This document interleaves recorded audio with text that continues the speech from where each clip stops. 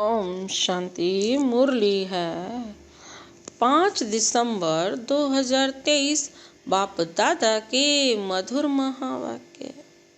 मीठे बच्चे, कल्याणकारी बाप अभी तुम्हारा ऐसा कल्याण कर देते हैं जो कभी रोना ना पड़े। रोना अकल्याण व देह अभिमान की निशानी है। कल्याणकारी बाप अभी तुम्हारा ऐसा कल्याण कर देते हैं जो कभी रोना ना पड़े। रोना अकल्याण व देह अभिमान की निशानी है। आज का प्रश्न है, किस अटल भाव को जानते हुए तुम्हें सदा निश्चिंत रहना है। किस अटल भावी को जानते हुए तुम्हें सदा निश्चिंत रहना है। कौन सी ऐसी अटल भावी है जिसे जानने के बाद तुम क्या रहोगे? निश्चिंत रहना। कैसे रहेंगे सदा निश्चिंत? बाबा ने उत्तर दिया, तुम जानते हो कि इस पुरानी दुनिया का विनाश अवश्य होना है। फल पीस के लिए प्रयास करते रहते हैं, लेकिन नर चाहत कुछ और भाई और की और। कितना भी कोशिश करें, यह भावी टल नहीं सकती। नेचुरल कैलेमिटीज आदि भी होनी है। तुम्हें नशा है कि हमने ईश्वरीय गोद ली है। जो साक्षात्कार किए हैं वह सब प्रैक्टिकल में होना ही है। इसलिए तुम सदा निश्चिंत रहते हो। बाबा क्या कहते? इस पुरानी दुनिया का विनाश तो होना, ये तो अटल भावी है ना, इसीलिए निश्चिंत रहो।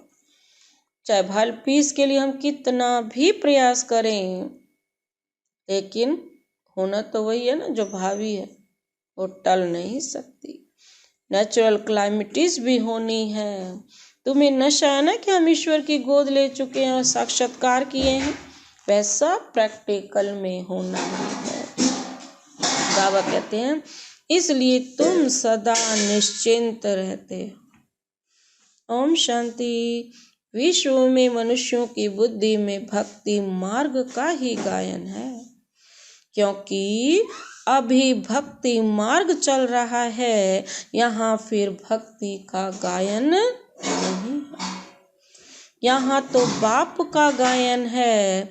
बाप की महिमा करनी होती है, जिस बाप से इतना ऊंच वर्षा मिलता है। भक्ति में सुख नहीं है। भक्ति में रहते हुए भी याद तो स्वर्ग को करते हैं ना।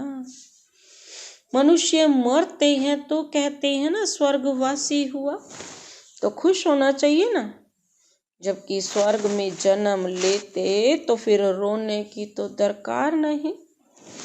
बाबा कहते, वास्तव में यह सच्ची बात तो है नहीं कि स्वर्गवासी हुआ, इसीलिए रोते रहते हैं। अब इन रोने वालों का कल्याण कैसे हो? रोना दुख की निशानी है। मनुष्य रोते तो है ना। बच्चे जन्मते हैं तो भी रोते हैं, नहीं रोते तो भी मार कर रुलाया जाता है, क्योंकि दुख होता है ना। दुख नहीं होगा तो जरूर हर्षित रहेंगे। रोना तब आता है जब कोई न कोई अकल्याण होता है। सतयुग में कभी अकल्याण नहीं होता, इसलिए वहाँ कभी रोते नहीं। अकल्याण की बात ही नहीं होती। यहाँ कभी कमाई में घाटा पड़ता है, या कभी अन्न नहीं मिलता तो दुखी होते हैं, दुख में रोते हैं, भगवान को याद करते हैं कि आकर सभी का कल्याण करो। अगर सर्वव्यापी है तो किसको कहते हैं? अगर भगवान सर्वव्यापी है तो फिर किसको कहते हो कल्याण करो? परमपिता परमात्मा को सर्वव्यापी मानना सबसे बड़ी से बड़ी भूल है। बाप है सबका कल्याणकारी, वह एक ही कल्याणकारी है, तो जरूर सबका कल्याण करेंगे।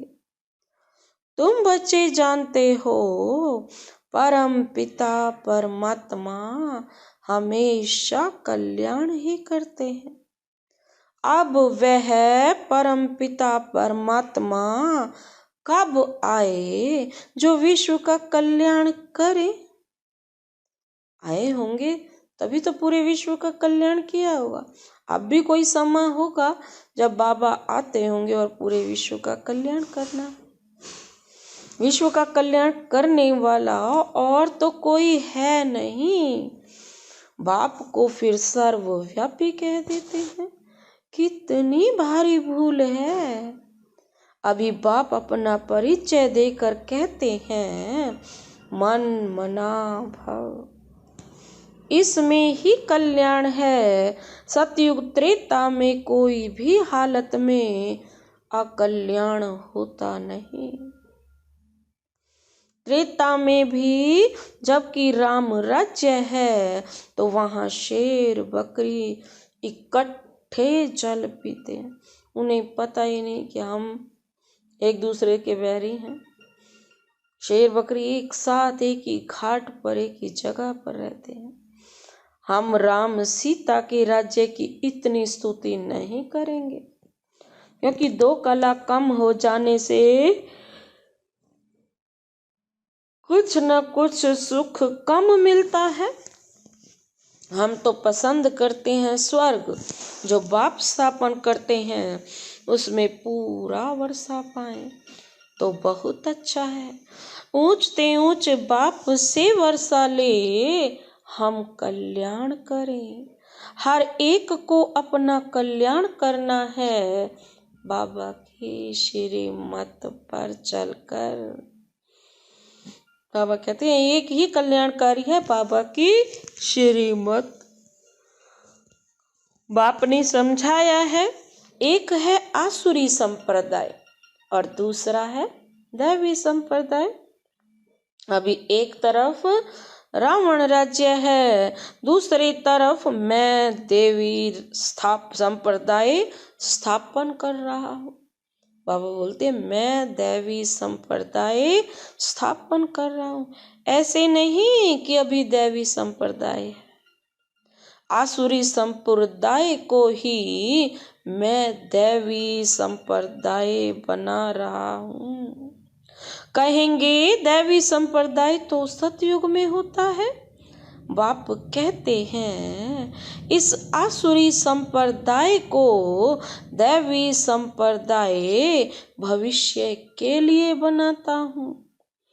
अभी है ब्राह्मण संप्रदाय, दैवी संप्रदाय बन रहा है। गुरु नानक ने भी कहा है मनुष्य से देवता किए करत ना लागी वार। परंतु कौन से मनुष्य हैं जिनको देवता बनाएंगे? वह ड्रामा के आदि मध्य अंत को तो जानते नहीं। सृष्टि के आदि में जो लक्ष्मी नारायण श्रेष्ठाचारी हैं, वह भी आदि मध्य अंत को नहीं जानते, त्रिकालदर्शी नहीं है। आगे जन्म में त्रिकालदर्शी थे, स्वदर्शन चक्रधारी थे सतयुग में। तो आगे जन्म में तब यह राज्य पद पाया। बाबा कहते उन्होंने फिर स्वदर्शन चक्र दे दिया विष्णु को। जब तक बाप ना मिले, बाप आदि मध्य अंत का राज ना बताएं, त्रिकालदर्शी ना बनाएं, तब तक तो हम स्वदर्शन चक्र भी नहीं घुमा सकते।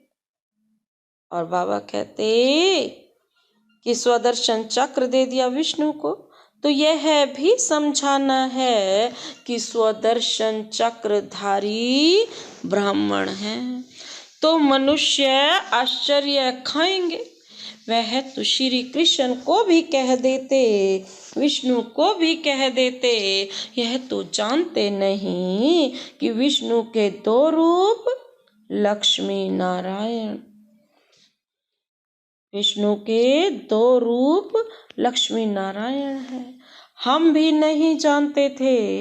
मनुष्य तो हर एक बात में कह देते हैं भावी, जो होने वाला है उसको कोई टाल नहीं सकते, यह तो ड्रामा है। तो पहले पहले बाप का परिचय दें या ड्रामा का राज समझाएं। सो भी जब बाबा की याद हो, पहले पहले बाप का परिचय देना चाहिए। बेहद का बाबा शिव बाबा तो मशहूर है। रुद्र बाबा भी नहीं कहते, शिव बाबा नामी ग्रामी हैं। बाप ने समझाया है कि जहाँ जहाँ भक्त हैं उन्हों को जाकर समझाओ। अखबार में पढ़ा था, मनुष्य कहते हैं कि हिमालय की इतनी मल्टी मिलियन एज है। अब हिमालय की कोई आयु होती है क्या? यह तो सदैव है ही। हिमालय कभी गुम होता है क्या? यह भारत भी अनादि है। कब रचा गया उसकी एज नहीं निकाल सकते। वैसे हिमालय के लिए भी नहीं कह सकते कि यह कब से है। इस हिमालय पहाड़ की आयु गिनी नहीं जाती। ऐसे थोड़े ही कहेंगे कि आकाश की व समुद्र की आयु इतनी है। हिमालय की आयु कहते हैं तो समुद्र की भी बताओ। कुछ भी जानते नहीं। यहाँ तो तुमको बाप से वर्षा लेना है।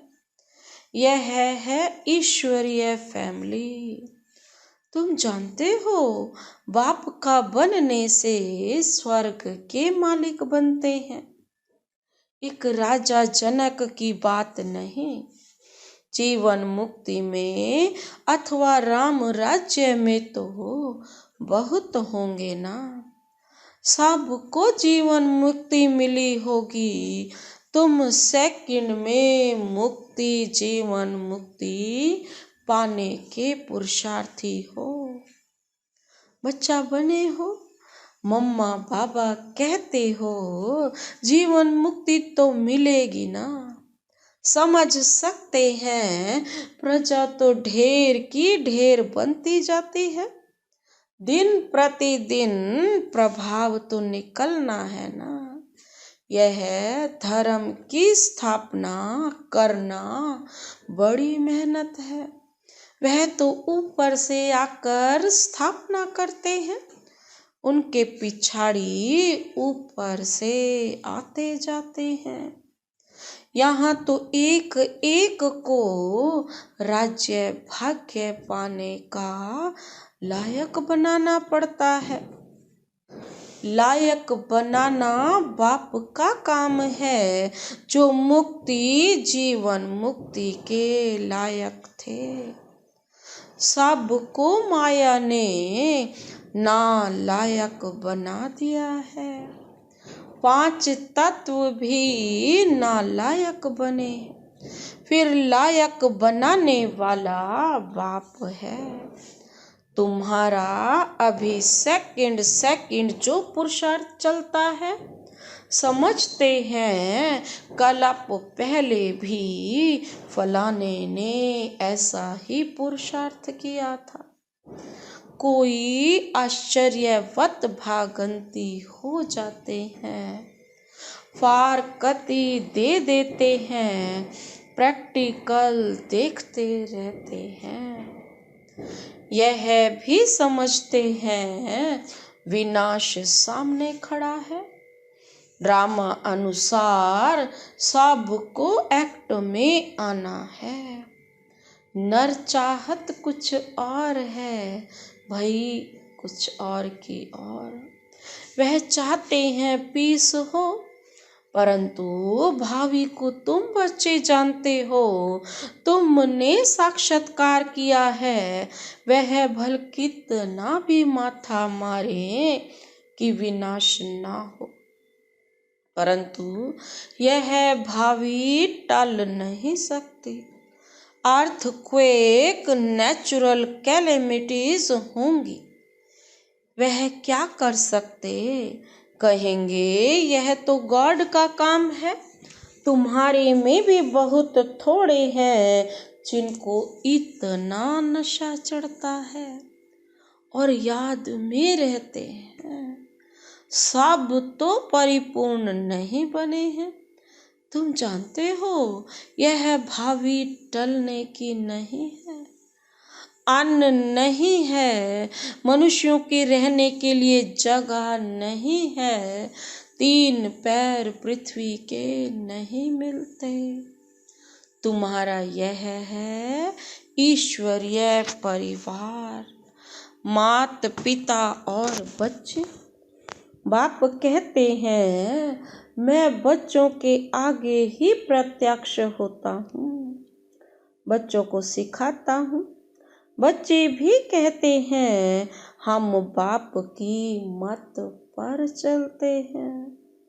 बाप भी कहते हैं मैं बच्चों के ही सम्मुख आकर मत देता हूँ। बच्चे ही समझेंगे ना, नहीं समझते हैं तो छोड़ो, लड़ने की कोई बात नहीं। हम परिचय देते हैं बाप का। बाप कहते हैं मुझे याद करो तो विकर्म विनाश होंगे, और स्वदर्शन चक्र को याद करो तो चक्रवर्ती राजा बनेंगे। मन मना भव, मध्याजी भव का अर्थ भी यह है। बाप का परिचय दो, जिससे क्रिएटर और क्रिएशन का राज तो समझ जाएं। मुख्य यह है, एक ही बात है।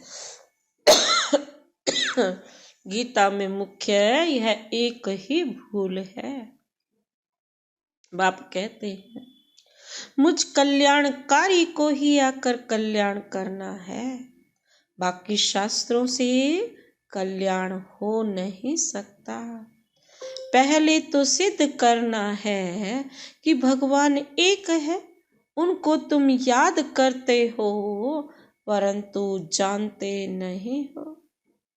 बाप को याद करना तो परिचय भी चाहिए ना, बिना याद परिचय के कैसे याद करोगे? वह कहाँ रहते हैं, आते हैं व नहीं। बाप वर्षा तो जरूर यहाँ के लिए देंगे ना, वहाँ के या वहाँ के लिए देंगे। बाप तो सम्मुख चाहिए, तब जाके हम सच्चे वारिस बन सकते हैं। शिवरात्रि भी मनाते हो, शिव तो सुप्रीम फादर है सब आत्माओं का। वह रचता है, नई नॉलेज देते हैं, सृष्टि चक्र के आदि मध्य अंत को वह जानते हैं। वह है ऊंचे से ऊंचा टीचर जो मनुष्य को देवता बनाते हैं। राजयोग सिखलाते हैं, मनुष्य कभी राजयोग सिखला न सके। हमको भी उसने सिखलाया तब हम सिखलाते हैं। हमको भी उसने सिखलाया तब हम सिखलाते हैं। गीता में भी शुरुआत में और अंत में मन मना भव और मध्याजी भव कहा है। झाड़ और ड्रामा की नॉलेज भी बुद्धि में रहता है, डिटेल में समझाना पड़ता है। रिजल्ट में फिर भी एक बात आती है, बाप और वर्षे को याद करना है। यहाँ तो एक ही बात है, हम विश्व के मालिक बनेंगे। विश्व का कल्याणकारी ही विश्व का मालिक बनता है। जो जितना विश्व की आत्माओं को बाप का परिचय देंगे, इस ज्ञान रत्नों का दान करेंगे, वही विश्व का मालिक बनेंगे। विश्व का कल्याणकारी ही विश्व का मालिक बनाते हैं। शिव बाबा ही भी पूरे विश्व का कल्याणकारी है, कल्याण करने आते हैं, और वही पूरे विश्व का हमें मालिक भी बनाते हैं।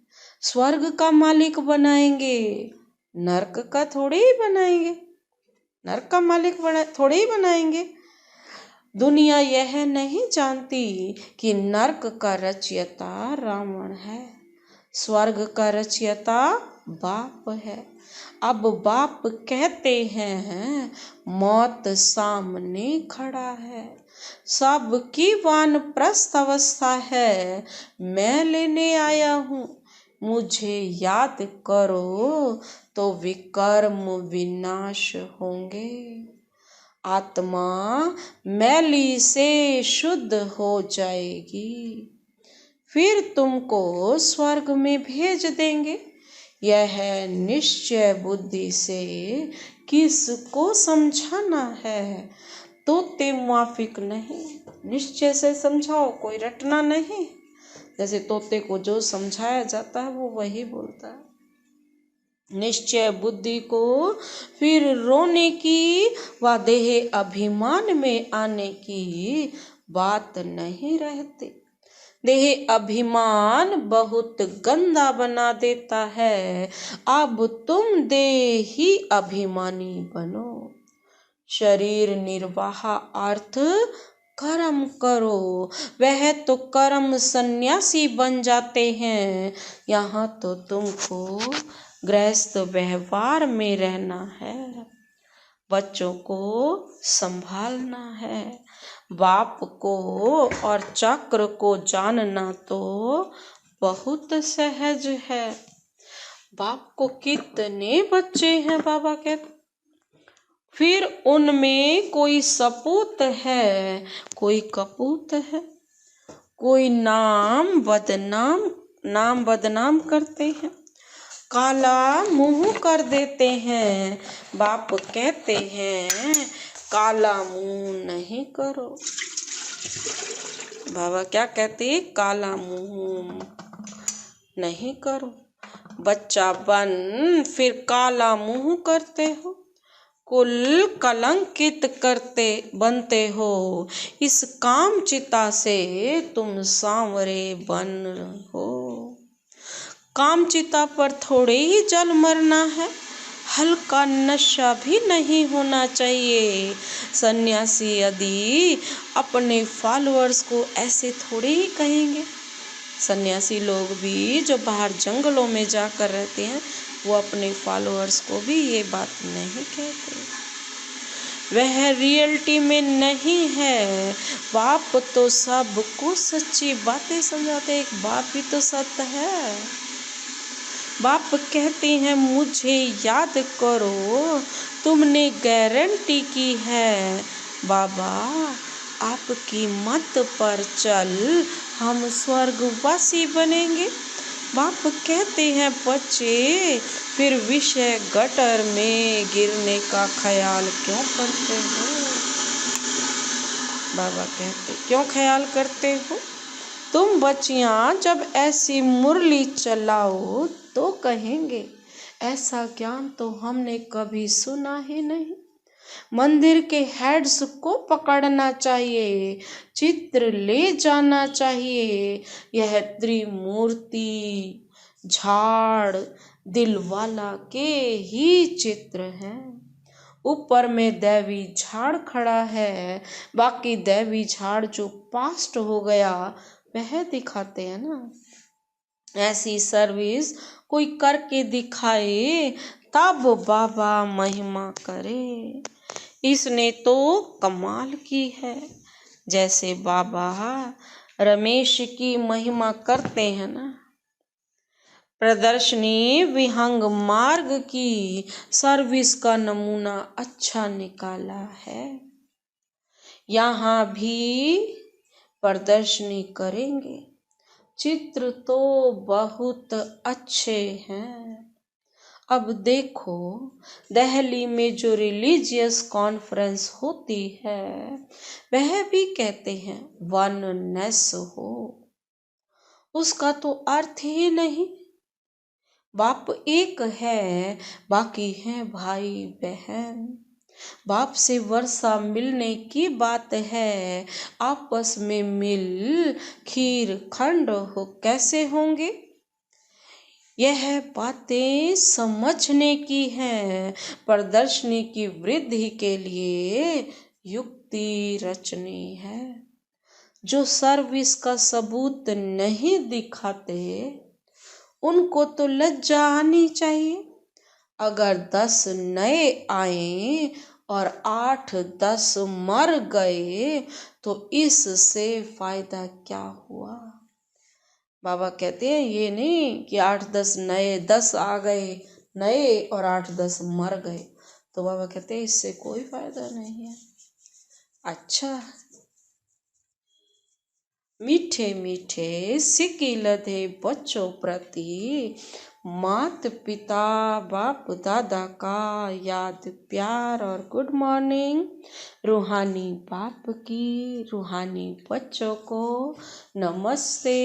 हम रूहानी बच्चों की रूहानी बाप दादा को नमस्ते नमस्ते गुड मॉर्निंग। शुक्रिया बाबा, शुक्रिया। धारणा के लिए मुख्य सार है। पहला पॉइंट है शरीर निर्वाह अर्थ काम करते देही अभिमानी रहने का अभ्यास करना है। शरीर निर्वाह अर्थ काम करते देही अभिमानी रहने का अभ्यास करना है। किसी भी परिस्थिति में रोना व देह अभिमान में नहीं आना है। किसी भी परिस्थिति में रोना व देह अभिमान में नहीं आना। दूसरा पॉइंट है श्रीमत पर अपना और दूसरों का कल्याण करना है। श्रीमत पर चलना है, अपना भी और दूसरों का कल्याण करना है। सपूत बन बाप का नाम बाला करना है। सपूत बन बाप का नाम बाला करना है। आज का वरदान है व्यर्थ संकल्पों को समर्थ में परिवर्तित कर सहज योगी बनने वाली समर्थ आत्मा भव। व्यर्थ संकल्पों को समर्थ में परिवर्तित कर सहज योगी बनने वाली समर्थ आत्मा भव। स्पष्टीकरण है, कई बच्चे सोचते हैं कि मेरा पाठ तो इतना दिखाई नहीं देता, योग तो लगता नहीं, अशरीरी होते नहीं। यह है व्यर्थ संकल्प।